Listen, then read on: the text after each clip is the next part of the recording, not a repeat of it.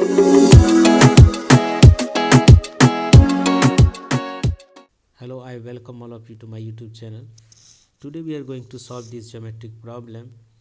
There is a one quadrant, and in this quadrant you can see, by considering this as a diameter, one semicircle has been constructed. This semicircle bisects the hypotenuse of this right angle triangle. The length of hypotenuse is also given 8 centimeter. So first I will try to find the radius of this quadrant, and we will apply the Pythagoras theorem here. Let's suppose this one is A, this B, and this is C.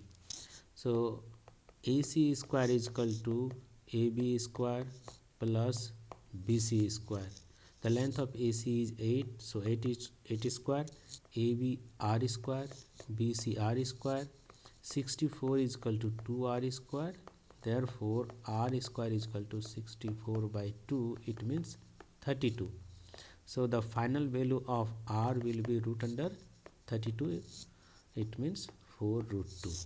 Hence the length of this side now is 4 root 2. This will be also 4 root 2. Now I am drawing perpendicular from this point. Let's suppose this one is E and this is the F.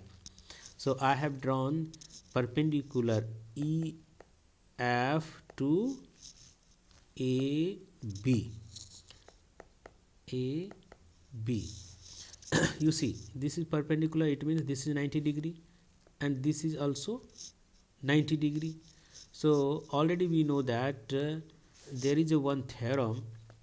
If there are two lines L and M and it is intersected by third line N, or it is called transversal line, so if the sum of these two co-interior angles, let's suppose X and Y, the sum of these two co-interiors is 180, then definitely these two lines will be parallel.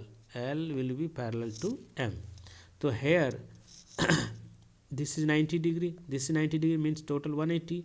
So definitely EF will be parallel to BC. Now I am deleting all these things and we will see.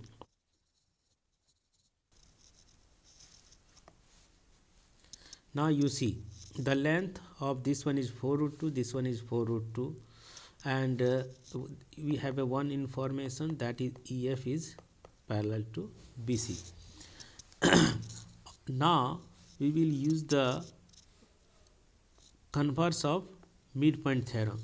You see, there is a one triangle ABC, and if P is the midpoint of AB and this line PQ is parallel to BC, there are two information given. First, P is midpoint of AB. Second information, PQ is parallel to BC. Then Q will be also midpoint. Then Q will be midpoint of AC, and also the length of PQ will be half of BC. So by converse of midpoint theorem, we know two things. First, EF will be parallel to BC, and second one is EF will be half of BC. So BC is already given 4 root 2, so this will be 2 root 2, half of BC. Now you see, this will be also 2 root 2 and this will be also 2 root 2, this length and this length. Now according to the converse of midpoint theorem, E is the midpoint of AC, and F is also become midpoint of AB. Now I will find the area of this trapezium. You can see this is a trapezium, and I will subtract the area of this quadrant. So what will be the area of trapezium? So area of trapezium is half into sum of parallel sides. This is 2 root 2, 4 root 2, it means 6 root 2. And height, so height is also given 2 root 2. So by solving it, we have 12. So area of this trapezium will be 12. And now I will subtract the area of this quadrant. So what will be the area of quadrant? So area of quadrant is equal to 1 by 4 pi r square. So what is the r? R is 2 root 2 chi square. So pi by 4, 2 to the 4 to the 8, 4 to the, so 2 pi. So the what will be the area of shaded region? Area of shaded region will be 12 minus 2 pi. We can also take common 2, then 6 minus pi. So this will be our final answer.